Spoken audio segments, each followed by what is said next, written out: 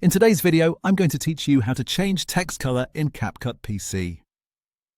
If you want to customize your text titles or make a text layer stand out more clearly against a busy background, changing the color is one of the fastest and most effective edits you can make. The good news is that CapCut on PC makes this very simple once you know where to look. To begin, focus on the timeline at the bottom of your screen. Find the specific text layer you want to edit, and click directly on that text track block once.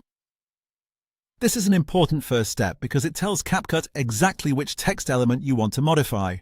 When it's selected properly, you'll see a clear white selection box appear around that text block. That visual outline confirms that the layer is active and ready for changes.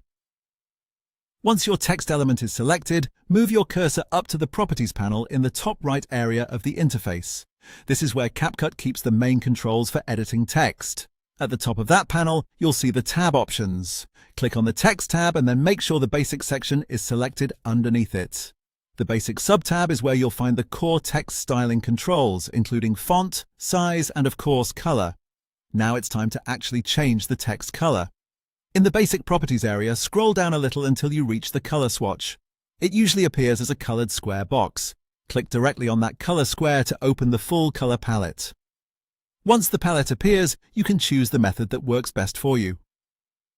If you want something quick, simply click one of the preset color tiles to instantly apply that shade to your text. If you want a more precise match, use the eyedropper tool to sample a color directly from something already visible on your screen.